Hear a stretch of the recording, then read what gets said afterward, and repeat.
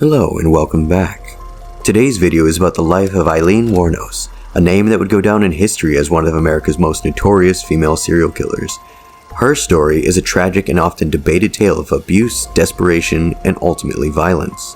If you're a fan of the provocative and mysterious side of the human mind, do stick around. Also, please leave a like and subscribe to support the channel. I'm your host, Greenman, and this is the Murder Encyclopedia. Aileen Wuornos, famously known as the Damsel of Death, was an American serial killer who operated during the late 80s and early 90s. She was born on February 29, 1956, in Rochester, Michigan. As a little baby, she was abandoned by her mother. She had an older brother named Keith, and both of them were raised by their maternal grandparents, Lori and Britta Wuornos. Throughout her early years, Aileen Wuornos believed that her grandparents were in fact her real parents. Growing up, she never really met her biological father, Leo Pittman. Leo Pittman was a child molester who was convicted and sentenced to life imprisonment for kidnapping and raping a 7-year-old girl. After his conviction, Pittman remained incarcerated and did not have any known contact or involvement in Wuornos' life up until his death in prison on January 30, 1969.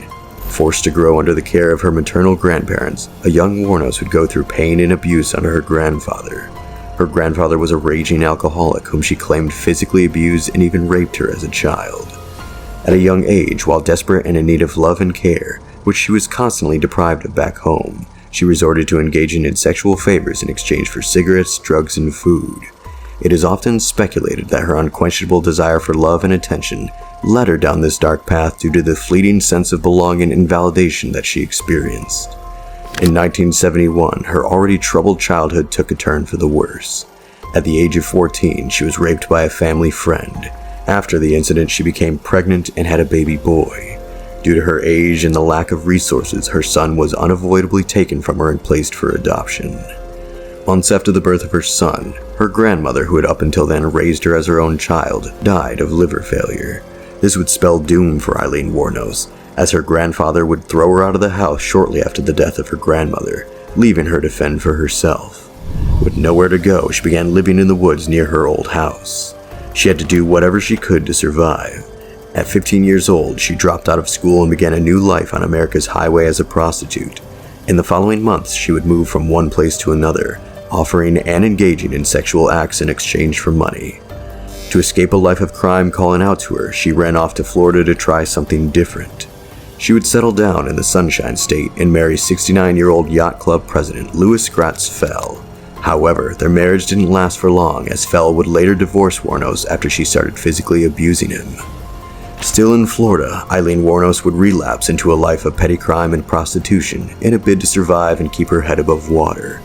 This would continue until 1976, when she received a payout of $10,000 from a life insurance policy that her brother had set up before his death from throat cancer. Unsurprisingly, it wouldn't take long for her to squander the money and return to living on the fringes of society. On May 20th, 1981, and now 25 years old, Wuornos would make the unwise decision of turning to armed robbery, deviating from her usual lifestyle of prostitution and petty crimes. In fact, to mark her new criminal switch, she would rob a convenience store of $33 at gunpoint. She was subsequently arrested by the police and sentenced to 1 year imprisonment on May 4th, 1982. It was during her time in prison, surrounded by other women, that she experienced a profound revelation that she had begun to develop an intense longing and desire for women. After her release in 1983, she returned to her previous life of petty crime and prostitution. 3 years later, while working as a prostitute, 30-year-old Wuornos crossed paths with Tyria Moore, a 24-year-old motel maid, at a gay bar named Zodiac in Daytona Beach. The two women quickly grew intimate with each other. Not long after, they would move in together and become lovers, forging a bond that the police would find useful in the coming years. As they embarked on their romantic journey, Wuornos relied on her profession as a prostitute to provide for the both of them. The hustle and bustle of the streets became her daily reality, and she channeled her efforts into earning a living. Over time, she would become frustrated at her inability to earn more money as she used to do when she was young and attractive. This made her angrier at men whom she felt were responsible for her bad luck, and ultimately left her sleeping and waking up with an urge to kill. Her first victim was Richard Charles Mallory, age 51, an electronics store owner in Clearwater, who had picked her up at a bar on November 30th, 1989, and driven her to a local spot, intending to have some fun with her. After getting him isolated, Wuornos would shoot Richard 5 times before dumping his body in a wooden area. Richard's decomposed corpse would later be found 13 days after his death by the police. She had covered it with rubbish in an attempt to hide the body. In May of 1990, she would strike again. This time, David Andrew Spears, a 47-year-old construction worker in Winter Garden, would be left in a pool of his own blood. Just like Richard, David was shot multiple times by Wuornos and abandoned to rot. His naked body would eventually be found by the police 2 weeks after he was officially declared missing, bearing multiple gunshot wounds. He had been shot 6 times with a .22 pistol. Barely 2 weeks after her last murder, Wuornos would seek out another victim. Her next victim turned out to be Charles Edmund Karskeden, a 40-year-old man who at the time was a part-time rodeo worker. Unlike her previous victims, Wuornos would shoot Charles a deadly 9 times before driving out of the scene with his car, adding armed robbery to her already long list of crimes. But she wasn't done with her murderous rampage. This time, 65-year-old Peter Abraham Symes, a retired merchant seaman, would turn out to be her next victim. Wuornos would shoot several times at point-blank range and abandon his body just like her other victims. But the difference with this murder is that Symes' body would never be found, not even by the police. Wuornos would continue her killing spree, adding another victim, Troy Eugene Perez. Perez's wife reported him missing at 2 a.m. on July 31st. When the police started searching for him at 4 a.m., they found his truck on State Road 19, 20 miles east of Ocala. It was found unlocked and the keys were missing. So was Perez. 5 days after he was reported missing, a family out for a picnic in the Ocala National Forest found his decomposing body, just about 8 miles from where the police found his truck. He had been shot and killed with a .22 caliber gun, one in the chest and one in the back. Aileen Wuornos also admitted to killing another victim, Charles Richard Dick Humphreys. According to her, Humphrey, who was a former Alabama police chief, was shot 7 times, once in the head, to put him out of his misery. The naked body of another victim, 60-year-old Walter Antonio, was found on a logging road in Dixie County. He'd been shot 4 times with a .22 caliber weapon. Aileen Wuornos ended up killing at least 7 men within the span of 6 months. At the time, unknown to Wuornos, the city police had been working behind the scenes to ensure that she was brought to justice.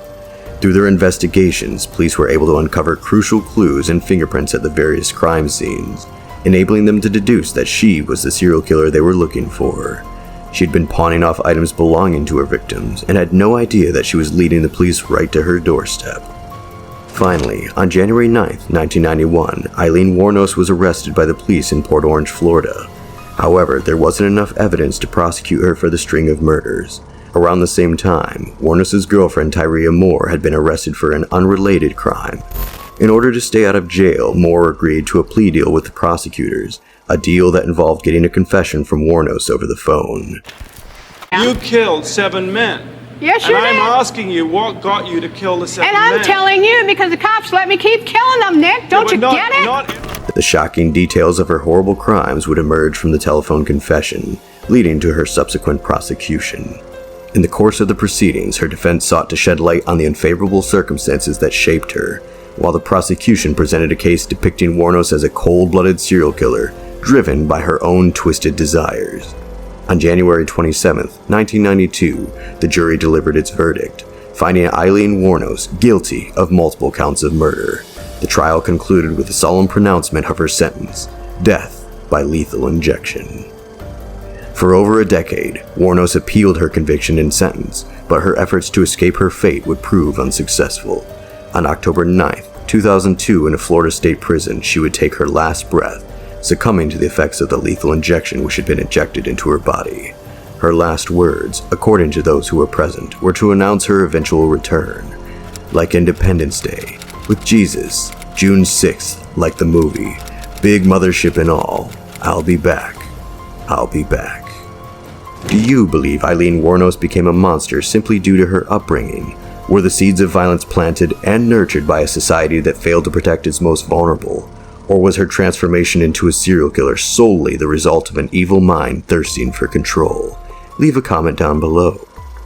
If you enjoyed watching, please like, share, and subscribe, because we've got a lot more where this came from. here at the Murder Encyclopedia.